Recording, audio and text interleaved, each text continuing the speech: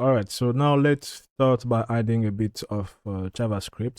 Let's go back here. So first of all, I'm going to add a class here inside this span. This span is representing this icon here, this chevron. So I'm going to add just right here, I'm going to add a class. So let's call it icon FAQ. I want also to target the question. So it's going to be when we click on the icon here, you need to open the question, the answer, sorry. So let's go, and we're gonna give also a class to our response here. So I'm gonna call it FAQ response.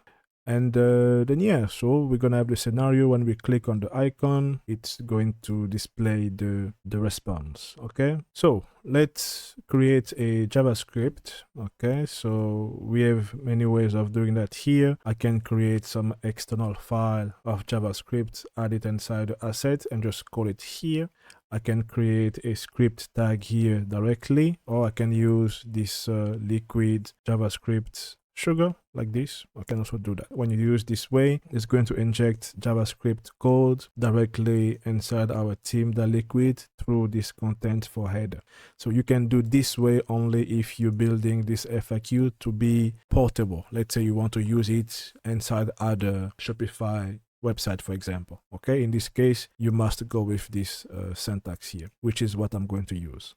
So let's first of all target when we're clicking here. So I want to be able to target these icons when it's clicked, and I want to be sure to select the correct one and to display the correct response. Okay, so first of all, let's create a variable. So let's call it FAQ icons, because it's going to be a lot. So I'm going to use the document.query selector, and we need to use the all because we're going to have a lot of FAQ icon. If I come here and I go to inspect my code, just to show you quickly, we're going to have inside this snippet. Okay, maybe I need to refresh. I think I just added a class there, but it's not pairing. Did I add a class? Yes, we have a class here. Maybe I did not save. So let me save it again.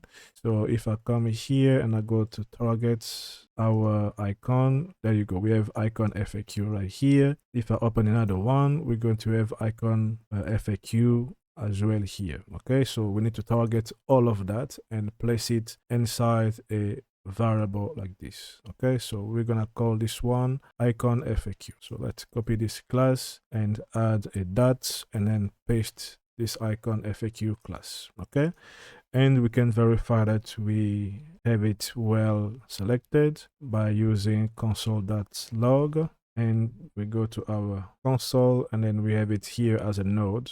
Okay, so it is when I hover, you can see it's like showing the correct icon when hovering, of course. Okay, so once we do have this one, we need to also target the response. Okay, so the response is going to be this div here. So it's going to be the same process. So let's go create a const, a variable const. Let's call it response. Let me add some FAQ. Okay, so FAQ responses, okay, because it's going to be also multiple. So we want to go document query selector all, and we want to target that FAQ response. Okay, all right, so once we do have all of this, so we need first of all to call the, here is going to be the scenario. So first we're going to click, and once we click, we need to show the corresponding response. Okay, so for that, I'm going to grab this variable here because it contains all of the FAQ icons, and I'm going to say here we want to loop it to grab the correct one. So I'm gonna use the for each method. Okay, for each. So this is how it's going to be. We're gonna have a function, an array function like this, and inside we're gonna give it a name, so where all of the variables is going to be stored. So I'm gonna call it FAQ icon without the s, and I'm gonna add also another variable here that's gonna grab the index of the array.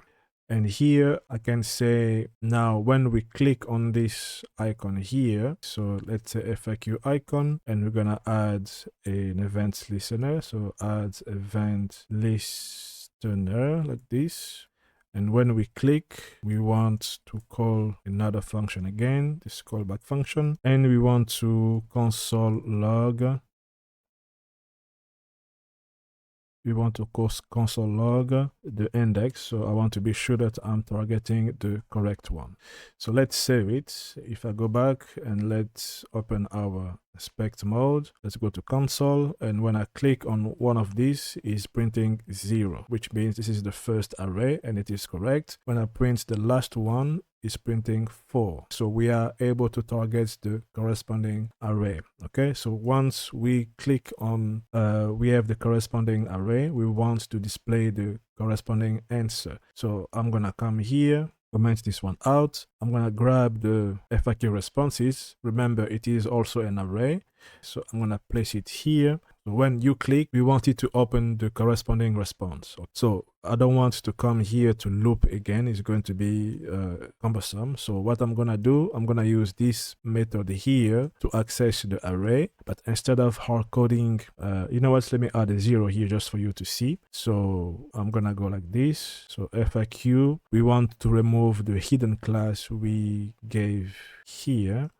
We want to make it to be visible. So we're gonna go for FAQ array 0. Okay, this we're gonna soon change it. And we're gonna use the class list because we used the class to make it hidden. So class list that we're gonna use the remove method, and we want to remove the hidden. And once the hidden is removed, I think we should be good to go. So let me go back here, and when I click, we're gonna have this appearing. And now watch what's gonna happen. If I reload the page here and I click on any random question here, it's going to display just the first one because we hard coded the array here to be 0. So we want to be able to target the correct and the corresponding array. That's why we have this index here. So the best practice would be to add this index, replace this 0 here, so that, as I was showing you earlier, when you console log this index, it's giving you the correct array. So we pass this variable array just here to grab the corresponding response. Okay, if I save it and I go back here and I reload, so if I open the last one, I'm going to have the last response. If I open this one, I'm going to have his corresponding response. Okay, so we're gonna stick with this very basic setup. So maybe what I'm gonna do, I'm just gonna add the way to close it. So the scenario is going to be when we click, okay, we want to be able to also close the corresponding answer. So for that, we can just double check if it contains the hidden class or not. If it does, then remove it. If it does not, then add it. So what I'm gonna do, we're gonna add an if statement. I want to check if this FAQ index here contain a class hidden. Okay, if it does, I just want to remove it, and so on. So what we're gonna do, I'm gonna grab this one, I'm gonna come here, place it inside the if, and we're gonna say again class list, and we're gonna say that contains, I believe it's with S, and then we want to double check if it contains the hidden class. So if it contains the hidden class, then we want to remove it. So I'm gonna add this one here, and if it does not contain the hidden class, then we want to add it. A very simple JavaScript. So if I come here, if I click, I can open, I can close it, I can open, I can close it. All right. So I'm not gonna try to make it to look very beautiful. Doesn't make any sense here. It's a waste of time for you and for me. So we have all of the HTML markup. We have the JavaScript is working. So now let's start by adding the liquid and to add the block within section.